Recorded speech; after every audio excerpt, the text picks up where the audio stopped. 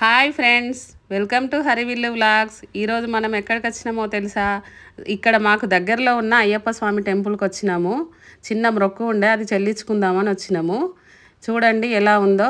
ఇక్కడ చాలా పెద్దది, ఇక్కడ మాకు దగ్గరలో ఉన్నది. ఇది ఇక్కడ గోశాల కూడా ఉంది. దీంట్లో ఆవులు ఉంటాయి, చిన్న దూడలు ఉంటాయి. ఇక్కడ నుండి ఆ పాలు కూడా దేవునికి ఇవే సమర్పిస్తారు, ప్రసాదంకు కూడా. ఇక్కడ స్వాములు ఒక 300 మంది 400 మంది వరకు మండలం దీక్షలు తీసుకుంటారు కార్తీక మాసంలో.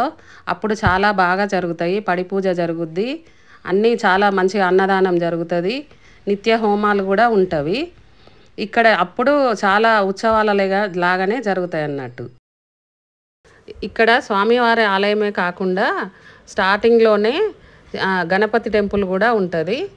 గణపతి ఆలయంతో పాటు ఆలయం చుట్టూరా వేరే ఉప ఆలయాలు కూడా ఉంటవి.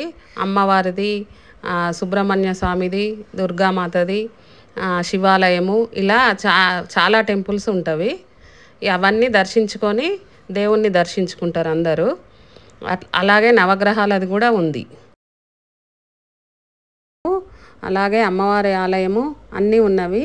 ఈ శివాలయంలో శివరాత్రి రోజు అన్ని ద్రవ్యాలతోని అభిషేకం చేస్తారు.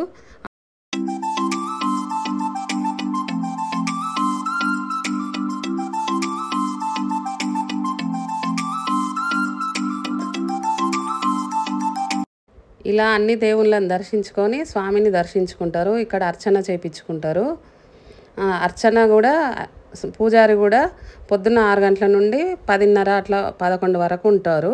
ఇక్కడ చుట్టూరా కూడా చాలా చెట్లు ఉంటాయి. ఆలయం చుట్టూరా మంచిగా చాలా ఆహ్లాదకరంగా ఉంటుంది. చూడ్డానికి కూడా, ఉండడానికి ఎంతసేపు అయినా మనకు ఉండాలని అనిపిస్తుంది. ఇక్కడ ఇప్పుడు స్వాములు కూడా శివునికి ఇష్టమైన కార్తీక మాసం నుండి విష్ణువుకి ఇష్టమైన మార్గశిర మాసం వరకు దీక్ష తీసుకుంటారు.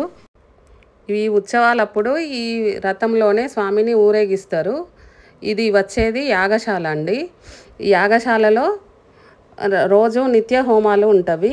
గణపతి హోమం నిత్యం చేస్తారు. పొద్దున 6 గంటలకే హోమం స్టార్ట్ చేస్తారు, 7:30 వరకు కంప్లీట్ అయిపోతుంది.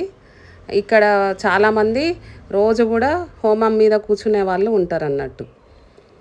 ఇక్కడే అన్నదానం కూడా జరుగుతుంది. ఇది మా అయ్యప్ప టెంపుల్ వ్లాగ్ అండి. ఇది మీకు నచ్చేది ఉంటే మా హరివిల్లు వ్లాగ్స్ని లైక్ చేయండి, షేర్ చేయండి, సబ్స్క్రైబ్ చేయండి. Bye friends.